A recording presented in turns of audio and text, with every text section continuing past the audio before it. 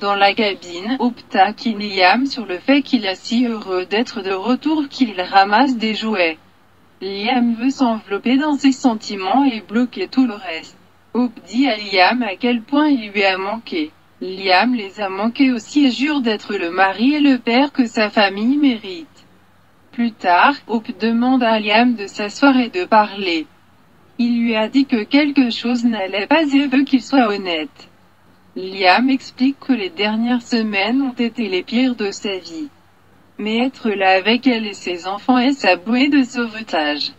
Hope lui assure, nous n'allons nulle part, Liam. Et vous non plus. Ils éteignent les lumières et Liam dit à Hope qu'il sent qu'il peut à nouveau respirer.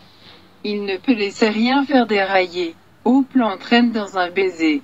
Rien ne va plus jamais s'interposer entre nous. Ils s'embrassent. Chez Forrester Créations, Thomas conclut un hommage photo à Vinny et Rich lui dit à quel point c'était merveilleux. Thomas pleure de tristesse et de colère à la suite de la mort de son ami. Brooke entre et demande s'il y a eu des nouvelles dans le cas de Vinny. Thomas dit que non, et ajoute qu'il prévoit de s'arrêter et de montrer l'hommage à Hope. Brooke laisse échapper « non, non ». Elle explique que Liam est là et a déménagé. Thomas comprend que le véritable amour veut le meilleur pour l'autre personne. Si Hope veut être avec Liam, alors il le veut pour elle. Brooke prédit que c'est le début d'un avenir bien meilleur pour eux. Au bureau d'études, Paris veut se battre pour Zoé avec Carter, mais elle lui dit que tout va bien. Quinn est là-dessus. Paris fait remarquer qu'elle n'est arrivée nulle part. Zoé pense que cela pourrait changer ce soir. Paris persiste. Zoé sait que Quinn n'est pas la personne préférée de tout le monde, mais Carter la respecte. Elle ne lui reproche pas ses erreurs. Surtout quand elle essaie de faire en sorte que Carter regarde au-delà des siennes. Paris n'est pas sûr que Quinn soit le plus fiable. Zoé pense que Quinn peut être vraiment persuasive et note que son avenir est entre ses mains en ce moment.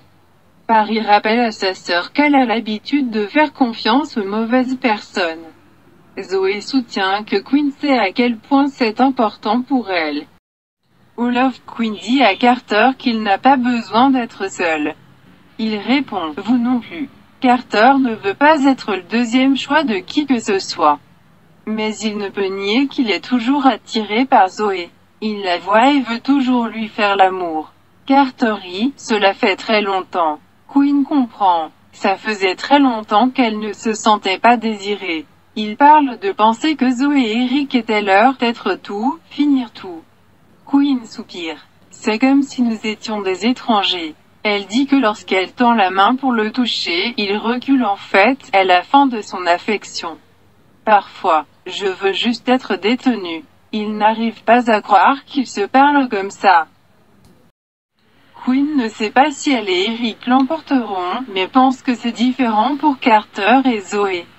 Carter ne veut chasser personne, il veut quelqu'un qui le veut vraiment.